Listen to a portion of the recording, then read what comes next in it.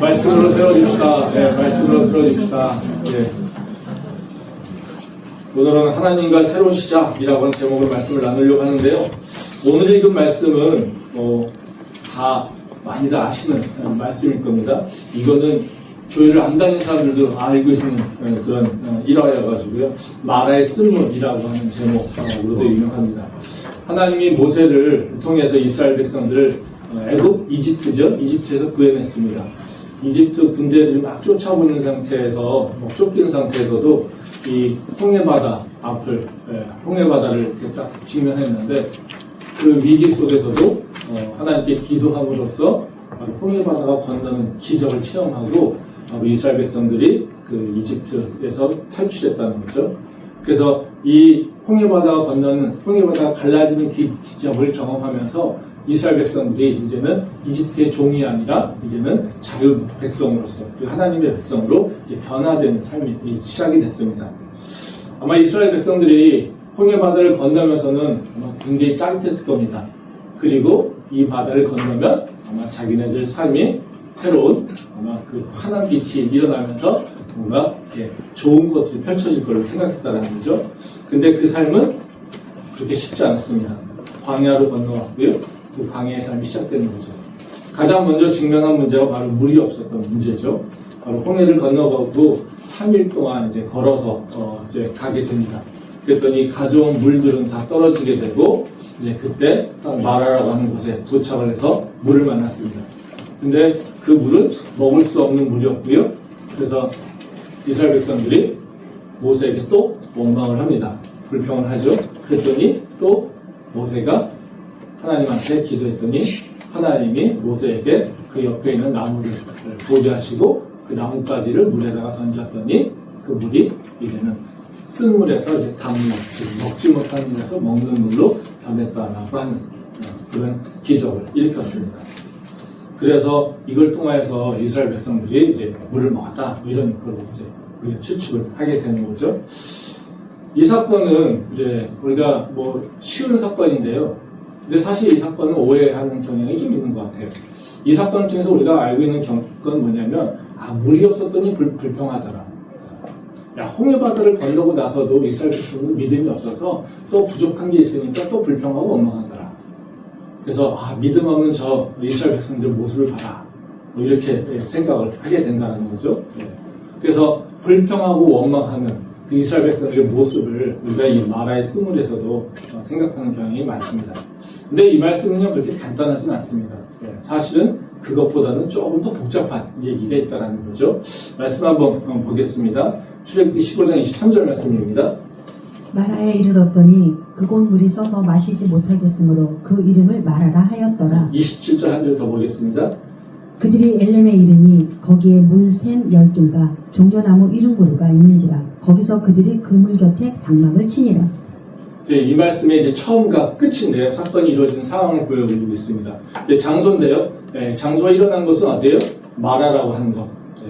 거기입니다. 그래서 마라는 이미 이름 속에서 물이 써서 마시지 못하는 곳으로 드러났다는 거죠. 그렇죠? 그런데 그 마지막에는 어디냐면요. 엘림이라고 하는 지역으로 해서 이제 가게 된다고 끝이 납니다. 근데 엘림이라고 하는 지역은요. 마라에서 먼 곳이 아닙니다. 조사해 보면 한 10km, 11km 정도 떨어진 곳이라고 합니다.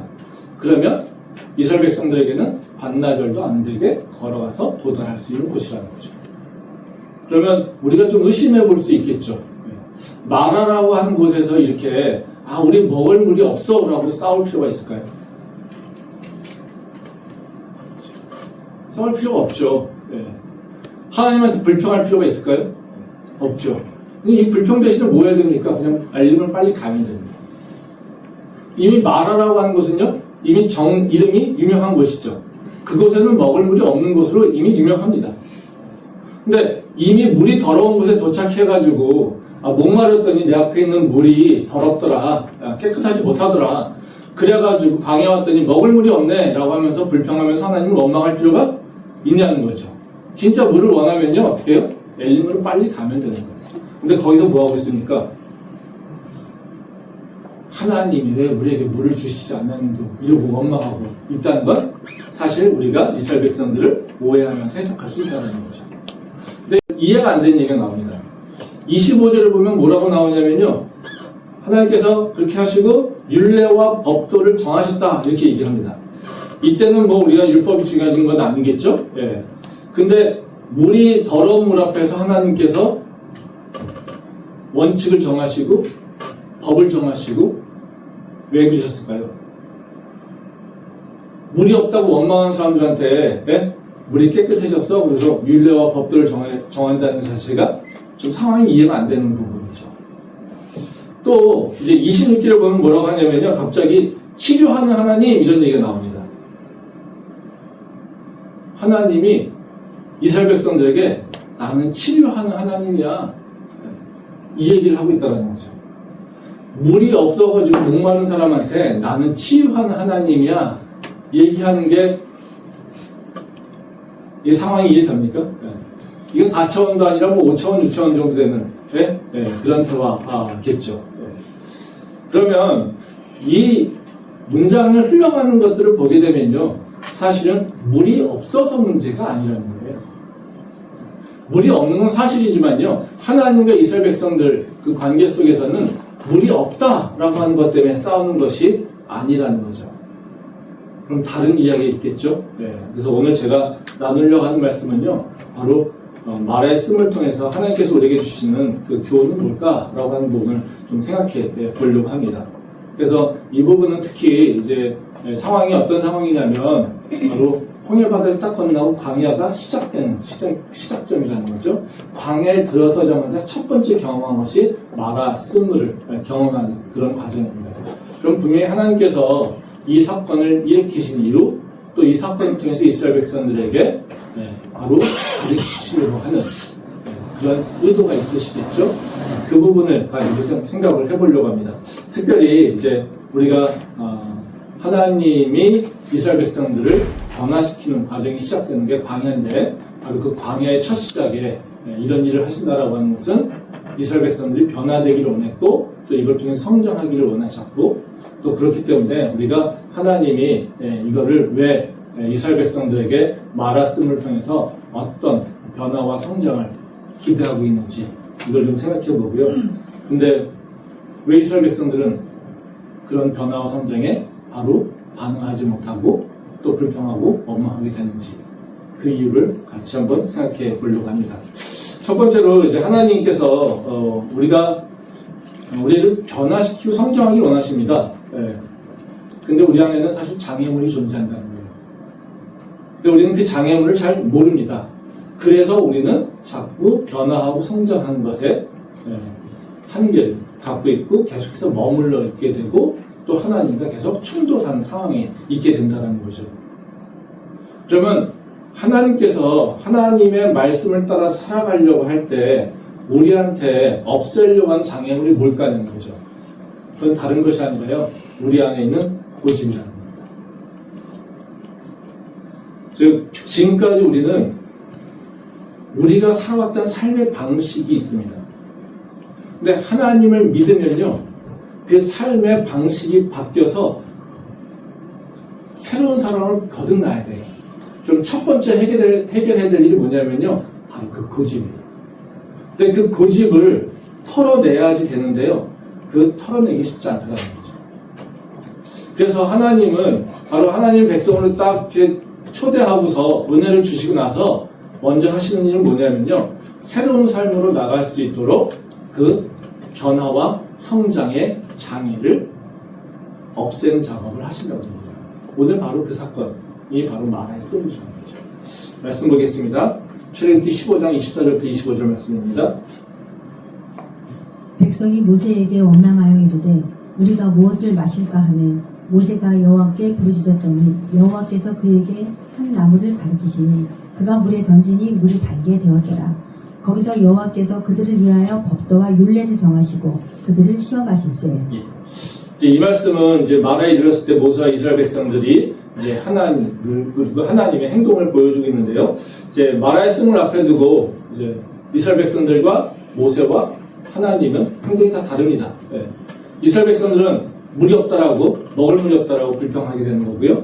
또 모세는 그냥 그 불평을 듣고 자기가 해결 못하니까 하나님한테 기도했고요. 또 하나님은 모세가 기도하니까 방법을 주셨죠. 네. 근데 이 말씀에 보면 마지막에 그런 얘기가 25절 마지막에 보면 그렇게 끝나거든요. 그들을 시험하실세. 그러니까 물이 없는 거인데 그들을 시험한 거. 그래서 특히 앞에다 법도와 율례를 정하셔서 시험한다라고 하는 거는 좀 어폐가 맞지 않죠. 앞뒤가 맞지 않죠. 물이 없다라고 하는 것 자체가 물이 없어서 그냥 물 달라고 간청하는 것 자체는 이스라엘 백성들에게는 시험되는 게 아니라는 것이죠. 근데 여기서 하나님께서 뭐라고 하시냐면요. 바로 율례를 정하시고 법도를 정하시고 그들을 시험했다는 거예요. 그러면 여기서 하나님께서 시험한 게 뭐냐는 거죠. 여기서 시험한 것은 물이 없어서 불평한 것, 불평하지 말라라고 하는 문제가 아닙니다. 사실 여기서 시험한 것은 뭐냐면요. 이스라엘 백성들이 하나님께서 물을 바꾸셨는데도 불구하고 그 물을 먹지 않기 때문에 문제라는 거죠. 자기네들이 갖고 있었던 그 생각들 때문에 그 앞에서 쓴 물이 단물로 바꾸고 있는데 그걸 단물로 인정하지 않고 먹지 못하는 겁니다. 그래서 하나님께서 기적을 보여준데도 불구하고 하나님께서 말씀하신데도 불구하고 그 말씀을 순종하지 않는 거죠. 여기서 이스라엘 백성들이 원망했다라고 하는 단어, 이 히브리어로 의미를 보게 되면요. 크게 세 가지 의미가 있습니다. 고집을 부리다라고 하는 의미가 있고요. 그리고 밤새 머물다. 그리고 또 중얼중얼 거리다. 그래서 이 킹제임스 버전에서는 머머라고 하는 표현으로 되어 있거든요. 그러니까 중얼중얼거리다. 그러니까 기분 나쁜 일이 있어가지고 그냥 우리끼리 야, 하나님 또 물 안 주셨네? 이러고 혼자서 그러니까 웅얼웅얼거리고 있는 거예요. 예? 또 밤새 이제 머물다라고 하는 거는 이제 멈추지 않는 거죠. 움직이지 않고 나 여기서 절대로 안 나가. 뭐 이런 태세, 이런 모습이 바로 이 원망하다는 표현이에요. 그래서 고집 부려서 자꾸 자기의 생각들만 내내이면서 절대 움직이지 않는 모습. 그게 바로 원망한다라고 하는 표현입니다. 그래서 여기서는 우리는 원망이라는 표현을 썼지만 영어 성경이나 다른 번역본에서는 그렇게 원망하다는 표현으로 쓰는 것보다는 그냥 중얼중얼하며 뭐 불평하거나 아니면 움직이지 않았어. 뭐 이렇게 된다는 거죠. 이게 하나님께서는 우리한테 우리가 갖고 있었던 생각을 버리고 하나님의 말씀을 따라가기를 원해요. 근데 우리는 항상 내가 갖고 있는 생각이 있잖아요. 그 생각을 속에서 살려가기 원해요. 믿음을 갖는다 하더라도요. 뭐가 더 우선적이냐면요. 내가 갖고 있는 생각에 좋은 말씀만 내가 딱 갖고 와서 그걸로 내 삶을 살기를 원해요. 근데 하나님의 말씀은 그렇게 되지 않습니다. 하나님 말씀은요. 나를 완전하게 변화시켜버리십니다. 내 사고의 틀 자체를 변화시켜버리죠. 그래야지 우리 삶에서 변화가 일어나고요. 성장이 일어나고요. 새로운 열매를 맺는 일이 일어나기 때문에 그렇다. 말씀 보겠습니다. 사도행전 10장 말씀입니다. 10장 11절부터 15절 말씀입니다. 하늘이 열리며 한 그릇이 내려오는 것을 보니 큰 보자기 같고 네 길을 메어 땅에 들이었더라. 그 안에는 땅에 있는 각종 네 발 가진 짐승과 기는 것과 공중에 나는 것들이 있더라. 또 소리가 있으되 베르도야 일어나 잡아 먹어라 하거늘 베드로가 이르되 주여 그럴 수 없나이다. 속되고 깨끗하지 아니한 것을 내가 결코 먹지 아니하였나이다 한데 또 두 번째 소리가 있으되 하나님께서 깨끗하게 하신 것을 내가 속되다 하지 말라 하더라. 이 말씀도 유명한 말씀이죠. 베드로가 환상에서 부정한 음식이 하늘에서 내려와서 먹으라고 한 얘기를 들었습니다. 그랬더니 베드로는 유대인이잖아요. 그렇죠? 그러니까 정결한 음식, 그래서 정해진 고기만 먹는 게 유대인의 의식이죠. 근데 하늘에서 네 발 달린 짐승, 여기서 네 발 달린 짐승이라고 하는 정결하지 않은 그런 고기를 얘기하는 겁니다. 그걸 먹으라고 했더니 이제 베드로가 어떡합니까? 못 먹겠어요. 그랬더니 하나님께서 뭐라고 하시냐면요. 두 번째 소리가 있어서 야, 내가 깨끗하게 했다고 하는데 네가 왜 먹지? 이러면서 얘기한다는 거죠. 그래서 이 사건, 이 꿈을 꾼 다음에 어떤 일이 일어납니까? 고넬료라고 하는 이방인이 베드로를 초청해서 예수 그리스도의 복음을 전해달라고 합니다. 그리고 고넬료의 성령이 임해서 고넬료가 예수를 믿게 되는, 구원받게 되는 그런 은혜가 일어나죠. 즉, 이 말씀은 뭐냐면요. 바로 베드로가 유대인의 정체성에 갇혀서 이방인에게 복음을 전하지 않으려고 하는 그 마음이 있기 때문에 그것을 깨기 위해서 하나님께서는 바로 이 모습을 보여주고 있다는 거죠. 베드로가 절대 나쁜 생각을 갖고 있는 것이 아닙니다. 그렇죠? 내가 유대인이기 때문에 난 정결한 음식, 깨끗한 음식을 먹을 거야. 이게 나쁩니까? 나쁘지 않습니다. 근데요, 그것이 그 하나하나 사건이, 그리고 그 하나하나의 생각이 옳다 하더라도 그것이 하나님 앞에서 절대적으로 옳은 것은 아니라는 거죠. 만약에 베드로가 이 음식 끝까지 먹지 않았다라고 해서 자기를 고집했다면 어떤 일이 일어나겠습니까? 이방인에게 복음이 전해지는 일은 일어나지 않습니다. 이 고넬료의 경험을 한 다음에 그 다음에 이방인들이 복음 듣는 것을 보고 봤습니다. 그랬을 때 베드로가 다시 그 예루살렘 교회에서 여러 가지 논쟁이 있을 때 바로 이방인에게도 복음을 전했다고 인정하게 된다는 거죠. 그걸 통해서 안디옥 교회가 일어나게 되고 그 일을 통하여서 바로 이방인들에게 복음이 일어나는 일들이 일어나게 된다는 것입니다. 우리가 나름대로 갖고 있는 기준이 있어요. 그 기준이 어떨 때는 옳은 것도 있고요. 어떨 때는요, 옳지 않은 것도 있을 수 있습니다. 근데 우리가 옳지 않은 기준, 내가 갖고 있는 기준이 옳지 않다라고 하는 것을 깨닫게 되면 당연히 바꾸려고 하겠죠. 근데 문제는 뭐냐면요, 내가 갖고 있는 기준이 개별적 기준으로, 그리고 내 지금 시야에서 아주 작은 시야에서 봤을 때 문제가 없다라면요, 우리는 그걸 계속해서 고집한다는 거예요. 왜? 내가 갖고 있는 삶의 방식과 내 생각의 사고의 틀이 딱 하나님이 보시는 것을 보지 못하고 내 안에서 갇혀있기 때문에 그렇습니다. 그러면 내가 생각하는 것이 이 안에 갇혀있다면 어떤 일이 일어나겠습니까? 나는 그 안에서만 움직여야지 됩니다. 근데 하나님께서는 우리한테 요 갇혀있는 안에서 움직이기를 원하실까요? 아닙니다. 우리가 계속해서 변화되고 성장하기를 원하신다는 거죠. 그러면 틀린 것은 틀렸다고 알려주면 됩니다. 그렇죠? 근데 틀리지 않는 것은, 낱개로 봤을 때 틀리지 않다고 하는 것은 어떻습니까? 우리가 정말로 깨기가 쉽지 않다는 거예요. 그걸 깰 수 있는 방법은요, 믿음을 깨는 수밖에 없다는 겁니다. 그리고 하나님 앞에 순종하고 굴복하는 것, 그것만이 우리가 깰 수 있다는 거죠. 저도 목회를 하면서 가장 중요한 가치를 바르고 순수하게 하면 된다고 생각해 왔습니다. 그리고 바르고 순수하게 목회하면 교회는 형통할 거고 교회에 부흥도 일어날 거야. 세상의 사람들이 교회에 대해서 뭐 여러 가지 비판을 많이 하지 않습니까? 그래서 교회 못 나겠다고 얘기를 많이 합니다. 그래서 적어도 그런 일을 하지 않으면 그 교회는 부흥할 거야. 아니면 적어도 교회는 형통할 거야 라고 하는 생각을 가졌었습니다. 근데 그렇지 않더라고요. 꼭 그렇지 않더라고요. 물론 바르고 순수한 거 되게 중요합니다. 근데 그것이 충분하지 않습니다. 그것 이외에 다른 요소들이 필요하다는 거죠. 이런 얘기를 저도 여러 번 들어왔습니다. 근데 저도 고집스럽게 그 무슨 소리, 당신이 말씀을 몰라서 그렇지. 하나님 말씀 안에서 온전하게 살려고 버둥버둥되면 하나님께서는 역사를 일으키셔. 나는 그걸 믿고 살고 있어. 나름대로 똥꼬집이 있어도 안 돼. 근데 그것이 다가 아니라는 겁니다. 왜?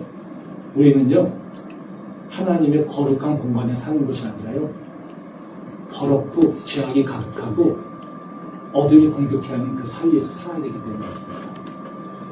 그래서 괴력이같이 순수한 것을 하나님께서 기대하시지만요, 또 다른 한편에서는요, 뱀같이 지혜로운 것을 또 기대하신다는 거예요. 근데 이것이 깨기가 쉽지 않죠. 우리가 하나님 안에서 성장하는 거는요, 계속해서 끊임없이 나를 돌아봐야 됩니다. 하나님 앞에서 혹시 내가 고집부리고 있는 건 아닌가를 내가 다시 돌아봐야 돼요. 내가 옳다라고 한 거 없죠. 그것이 개별적으로는 옳을 수 있습니다. 근데 하나님이 우리를 이끌어 가시는 과정 속에서는요, 그것이 옳지 않을 수도 있어요. 하나님은 때로는요, 내가 이것만은 꼭 옳은 것이야 라고 믿고 있는 것들요, 하나님이 세상을 확장시켜 나가고 복음이 확장되고 하나님께서 나를 통해서 더 큰 일을 하기 위해서는요, 바로 내가 생각하고 있는 그 알량한 의로움도 깨버리시고 나를 완전하게 새롭게 재편하기를 원하신다는 겁니다. 그래서 우리한테 중요한 건 뭐냐면요, 내가 중요하다라고 믿고 있는 것, 내가 옳다라고 하는 것, 이것도 먼저 판단하는 것이 아니라 하나님이 무엇을 원하실까? 하나님께서 나한테 무엇을 기대하시기에 이런 일이 일어나게 하실까? 하나님이 나한테 무슨 일을 행하시려고 이런 일들을 경험케 하실까? 라고 하는 것을 봐야지 된다.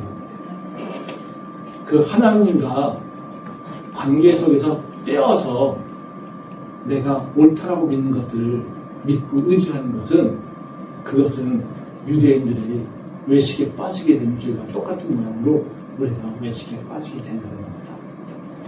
그래서 우리는 언제나 내가 옳은 것도 하나님 앞에서 다시 검토해야 되는 거고요. 내가 옳다라고 믿고 있는 바로 그것도 하나님이 나를 인도하시는 그 방향 속에서 바로 그것이 어떻게 적용돼야 되는지 다시 한번 내 모습을 돌아보는 것이 바로 우리가 하나님 안에서 성장할 수 있는, 그리고 하나님과 새로운 단계의 관계로 넘어갈 수 있는 그런 순서라는 거죠. 그래서 고집이 나쁜 것만은 아닌데요, 고집이 우리의 성장을 막을 수 있다는 것도 우리가 다시 한번 생각해 볼 필요가 있습니다. 네. 근데 그런 거죠. 고집 부리는 거 누구라도 부리고 싶습니까? 다 부리고 싶지 않죠. 근데 우리가 왜 고집스러운 모습으로 남아있을까요? 그걸 알아야지 우리가 고집을 버릴 수 있지 않겠습니까? 고집된 거를 누구도 좋다라고 얘기하는 사람 없어요. 근데 많은 사람들은요, 어떤 사람은 고집스러워, 어떤 사람은 또 고집이에요, 어떤 사람은 그것 때문에 같이 못했어, 이렇게 얘기한다는 거죠. 그럼 우리가 왜 고집 부리면 살까라는 거죠. 그 이유는 뭐냐면요, 그 틀에서 벗어나면요, 우리가 불안하기 때문이었어요. 내가 오랜 세월 동안 내가 내 삶을 유지해가고 나를 지켜가고 그리고 내 삶을 만들어갔던 그 원칙들이 있어요. 그럼 나도 모르게요, 이 원칙 안에 살게 돼 있어요. 거기에는요, 과거의 내 경험들 때문에 때로는 상처받은 것들이 있어서 그 상처를 또 받지 싫어서 피하는 것도 있고요. 또 예전에 내가 성공했던 경험이 있기 때문에 그 성공의 그 원칙에 따라서 내가 이렇게 하면 성공할 거야 라고 하는 그 원칙도 있습니다. 그래서 성공과 실패라고 하는 것을 경험해 가면서 나는 이것이 성공의 길이야, 이것이 실패의 길이야 라고 하는 것을 나름대로 갖고 있다는 거예요. 근데 거기서 새로운 길을 간다라고 하는 것, 그 길에서 빠져나가면요, 내가 성공할 수 있는 확률이 적어지거나 없다라고 생각해요. 그러니까 그 상태에 노출되면요, 오히려 불안해요. 내가 익숙한 곳에 있지 않을 때 우리는 불안하다는 거예요. 그래서 우리는 익숙함을 찾다가 편안한 것을 찾다가 보다 보면, 그리고 나름대로 확률이 높은 것이라고 생각하는 것을 찾다 보면요, 결국에는 고집스러운 모습으로 남아버리게 된다는 겁니다. 말씀 보겠습니다. 출애굽기 15장 26절 말씀입니다. 이르시되 너희가 너희 하나님 나 여호와의 말을 들어 순종하고 내가 보기에 의를 행하며 내 계명의 귀를 기울이며 내 모든 규례를 지키며 내가 애굽 사람에게 내린 모든 질병 중 하나도 너희에게 내리지 아니하리니 나는 너희를 치료하는 여호와이니라. 네, 이구조는 하나님이 이스라엘 백성들이 하시는 말씀인데요. 여기에는 이스라엘 백성들이 왜 물을 안 먹었는지, 그리고 하나님께서 왜 이스라엘 백성들이 나는 너희를 치료하는 여호와라고 하는 그 말을 하고 있는지를 얘기하고 있어요. 앞부분에 보면 그런 얘기하죠. 중요하게 얘기하는 건 뭐예요? 나 여호와의 말을 들어 순종해라, 이런 얘기입니다. 말씀에 순종하라는 얘기입니다. 근데 순종하지 못한다는 거예요. 그럼 왜 순종 못하냐는 것이죠. 그 이유는 뭐냐면요, 애굽 사람에게 내린 모든 질병들을 이스라엘 백성들은 받고 있기 때문이다. 이스라엘 백성들이 애굽에서 종살이하면서 여러 가지 받겠죠. 근데 이 당시면은 질병이 여러 가지 원인이 있겠지만 눈에 띄는 질병 중에 수인성 질병이죠. 다 물로 인해서 더러운 물을 먹게 되니까. 지금도 개도국 가게 되면 많은 질병의 원인이 더럽지 않은, 깨끗하지 않은 물 먹기 때문에 발생하는 물이라는 거죠. 그리고 우리도 낯선 곳에 해외여행 갔을 때 가장 주의해야 되는 게 뭡니까? 물이지 않습니까?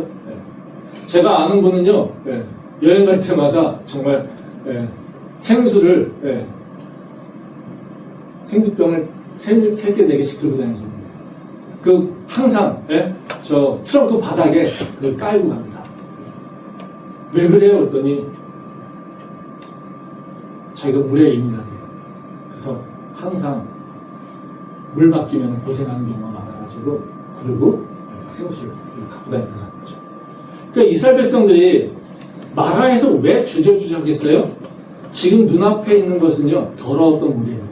근데 모세가 나뭇가지 던졌더니요, 그 물이 깨끗해졌어요. 그를 먹으래요. 여러분들 어떻게 했습니까? 먹을 수 있겠습니까? 금방 시커먼 물이었는데 하얗게 변했어요? 그렇다고 먹을 수 있겠습니까? 이게 일종의 그런 거예요. 막 탕물이었어요. 근데 물에다가 딱 뭘 넣고 차를 집어넣고 가만 놔뒀더니 싹 모든 게 다 가라앉고 위가 맑은 물이 됐어요. 여러분들 먹으라면 먹을 수 있겠습니까? 못 먹죠. 못 먹습니다. 왜요? 우리는 기억하잖아요. 그 물이 더럽고 또 알잖아요. 물이 갑자기 깨끗해지지 않는다는 말.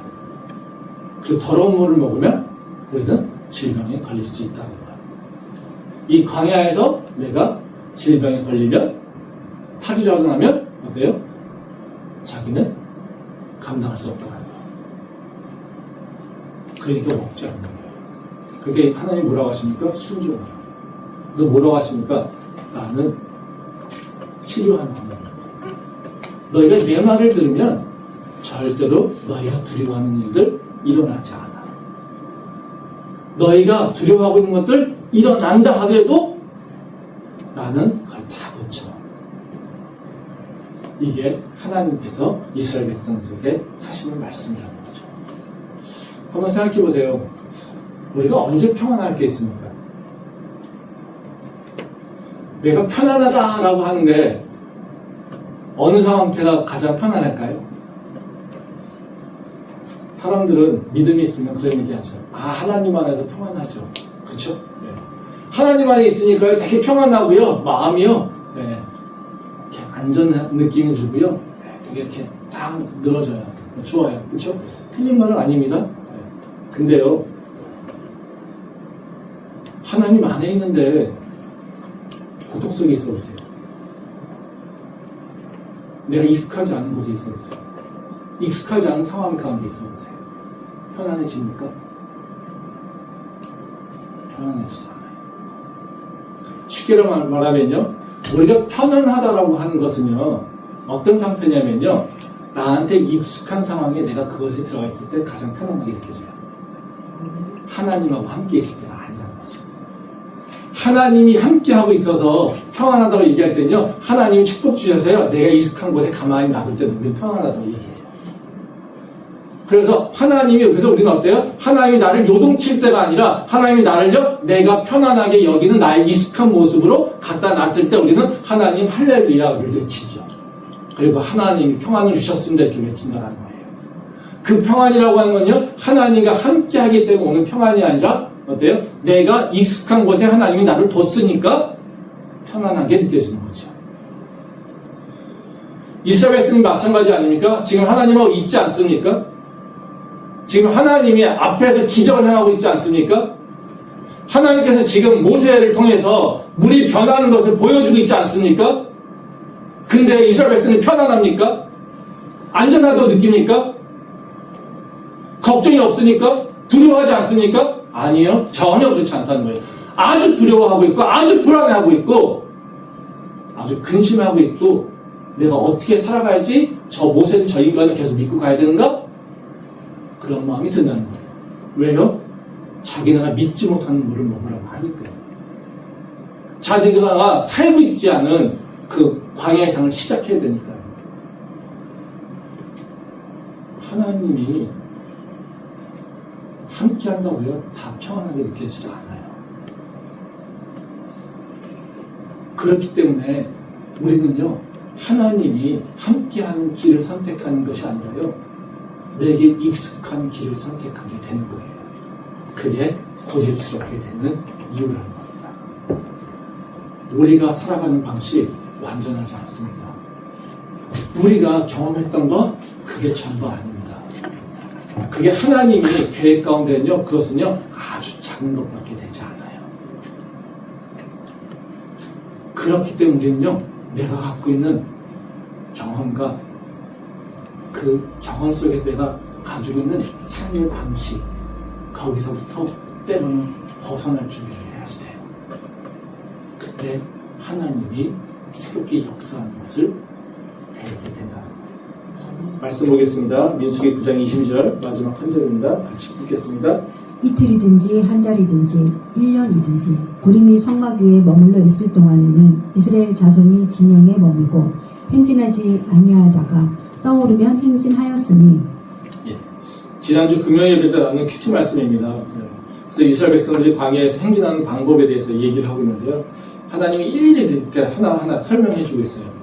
하나님이 이스라엘 백성들을 너무 사랑하셔서 그들이 이제 어떻게 행진해 나갈지를 가르쳐 줍니다. 하늘에서 구름 같은 게 내려와서요, 성막에 딱 앉아있으면요, 그것이 움직이지 않으면 가만히 있으면 됩니다. 그리고 구름이 움직이면요, 하나님께서 가라고 하는구나, 되게 가만히 됩니다. 그렇죠? 그래서 낮에는 구름 기둥으로, 밤에는 불 기둥으로 인도하셔서 쫙 움직입니다. 생각해 보십시오. 얼마나 완전합니까? 얼마나 퍼펙트합니까? 그렇죠? 야, 하나님께서 가라 하시면 가고, 야, 구름 움직이면 하나님 가라고 하네, 가고. 그렇죠? 멈춰있으면 하나님이 멈춰있으니까 가만히 있으면 되는 거예요. 그렇죠? 근데 이 말씀만 보면 너무 은혜가 되는데요. 그 앞에 보세요. 이틀이든지 한 달이든지 1년이든지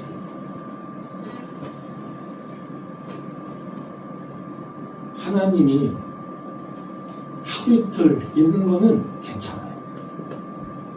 한 달 동안 움직이지 않고 가만히 있어 보세요. 마음이 어떻겠습니까? 1년 동안 아무것도 움직이지 않고 구름이 계속해서 그 자리에 있어 보세요. 어떻게 생각됩니까? 우리는 습관이 어떻습니까? 우리는 여행자잖아요. 그렇죠? 빨리 가나안 땅을 가야 되잖아요. 그럼 어떻게 해요? 빨리빨리 움직여야 되죠. 네, 하나님은 지금 안 움직이고 있다는 거죠. 그러면 편할까요? 편하지 않아요. 우리는 목적을 이루는 것에서 목적이 세워지면 그 목적을 빨리빨리 가야 되는 게 우리가 갖고 있는 생활 습관인데, 하나님이 천천히 너 시간이 아니라 내 시간입니다. 너의 스케줄이 아니라 내 스케줄대로, 너의 질서가 아니라 내 질서대로 움직여야 돼 라고 얘기할 때 우리는 절대 그게 편치 않다는 거예요. 광야에서 훈련은요, 바로 그거예요. 내 편안한 것, 내 익숙한 방식을 고집하는 것이 아니라 내가 편안하고 내가 익숙한 그 방식에서 벗어나서 하나님의 새로운 방식으로 내가 적응해가는 것. 이게 바로 하나님께서 원하시는 거라는 거죠. 이게 우리의 믿음이 하나님한테 주도권을 준다고 얘기하잖아요. 그러면 내가 주도권을 잡고 가는 것이 아니라요, 하나님한테 주도권을 따라가는 겁니다. 근데 그것이 쉬운 일이 아니에요. 때로는 나한테 익숙하지 않은 길을 허락하니까 우리는 그 길을 갈 때 불안합니다. 두렵습니다. 그렇지만 하나님이 뭐라고 하십니까? 우리한테 내가 너를 사랑하고 내가 전문자고 내가 너를 지키는 자고 내가 모든 것을 다 통치하는 너희의 하나님이고 신중의 신이요 그리고 왕 중의 왕의 신분이라고 하는 것을 얘기하십니다. 오늘 말씀처럼 치료하는 하나님이라고 얘기하신다는 거죠. 그걸 믿고 갈 때 우리는요 익숙하지 않은 그 환경에도 편안함을 누릴 수 있는 거예요. 아멘. 그리고 그렇게 갈 때 성장이 일어나는 겁니다. 그러니까 그런 믿음의 도전이 있기를 바랍니다. 아멘. 그리고 믿음이 성장하여서 하나님께서 주시는 새로운 세계를 만나는 우리 모두 될 수 있기를 소망합니다.